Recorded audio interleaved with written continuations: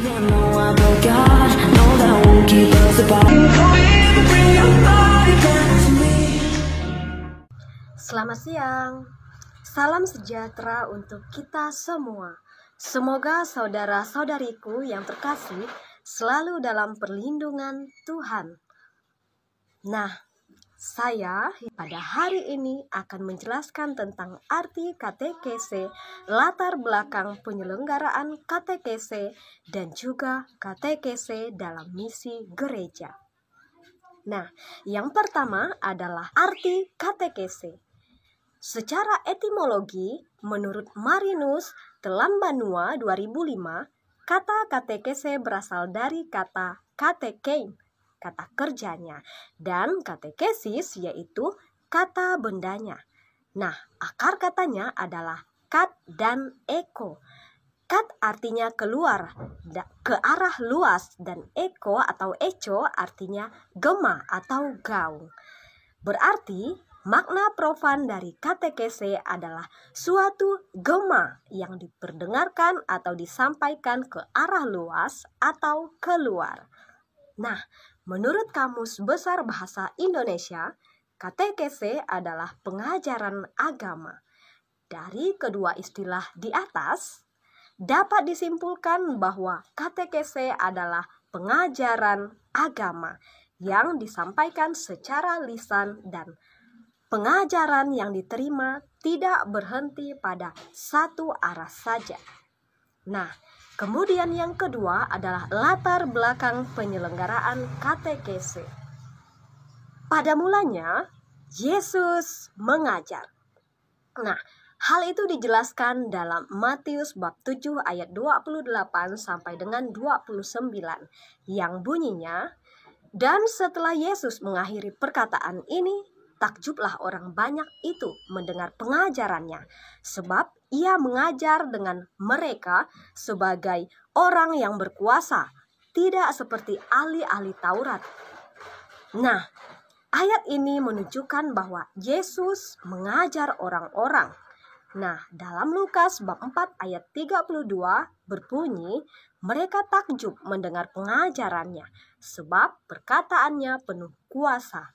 Ayat ini juga menjelaskan bahwa Yesus mengajar dan orang-orang kagum dengan cara Yesus mengajar karena perkataannya penuh dengan kuasa. Nah, kemudian pengajaran Yesus diteruskan oleh para rasul.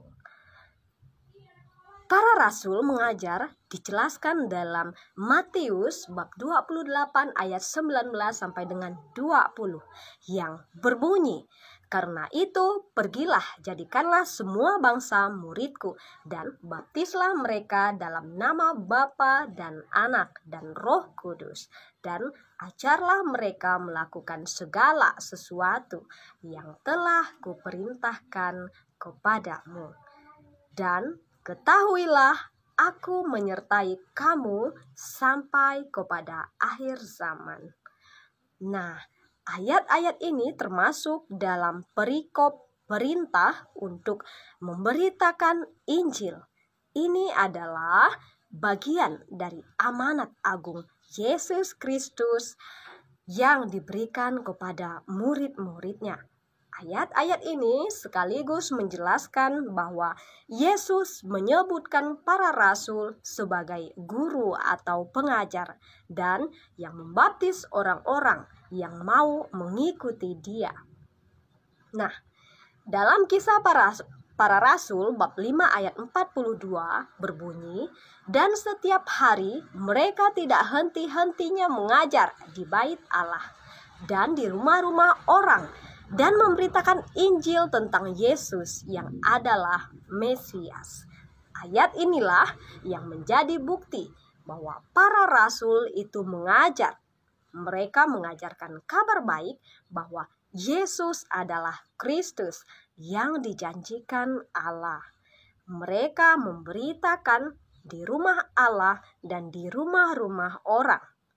Nah, kemudian para hierarki juga mengajar. Dalam anjuran apostolik Katekesi Tradendae Sri Paus Yohanes Paulus yang kedua menegaskan bahwa katekese ialah pembinaan anak-anak, kaum muda, dan orang-orang dewasa dalam iman, yang khususnya mencakup penyampaian ajaran Kristen yang pada umumnya diberikan secara organis dan sistematis dengan maksud untuk menghantar para pendengar memasuki kepenuhan hidup Kristen. Nah, hal itu tercatat dalam Katekesi Tradendai nomor 18. Dari latar belakang tersebut, maka dasar penyelenggaraan katekese adalah penyelenggaraan katekese oleh gereja selalu dipandang sebagai salah satu tugas yang amat penting yang disadari oleh tugas perutusan dari Yesus sendiri kepada para muridnya. Hal itu dijelaskan dalam Katekesi Tradendai nomor 1. Nah, katekese yang otentik seluruhnya berpusat pada Kristus, sebagaimana yang dijelaskan dalam Katekesi Tradendai nomor 5 dan dalam KGK nomor 426 sampai dengan 429. Isi katekese adalah wahyu Allah, misteri Allah, dan karya-karyanya yang menyelamatkan yang terjadi dalam sejarah umat manusia. Hal itu tertulis dalam Direktorium Kateketik Umum nomor 37. Nah, kemudian yang ketiga adalah katekese dalam misi gereja.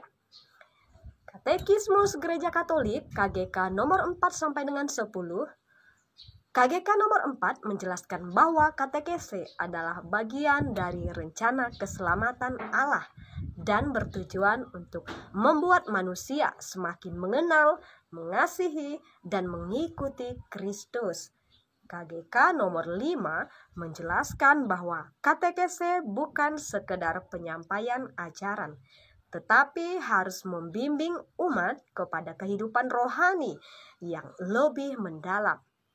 Nah, KGK nomor 6 menjelaskan bahwa katekese merupakan tugas gereja untuk meneruskan ajaran Kristus sebagaimana diperintahkan dalam Matius bab 28 ayat 19 sampai dengan 20. Nah, dalam KGK nomor 7 dijelaskan juga bahwa katekese bertujuan untuk memperkenalkan Kristus dan membawa setiap orang kepada hubungan pribadi dengannya.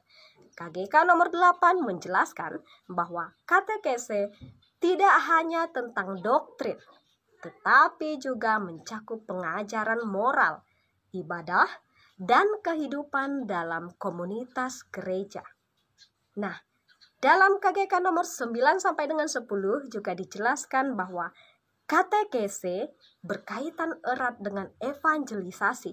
Evangelisasi mewartakan Injil kepada semua orang, sedangkan katekese memperdalam pemahaman dan komitmen mereka terhadap iman. Nah, saudara-saudariku yang terkasih, demikian penjelasan singkat saya mengenai arti katekese, latar belakang penyelenggaraan katekese, dan juga katekese dalam misi gereja.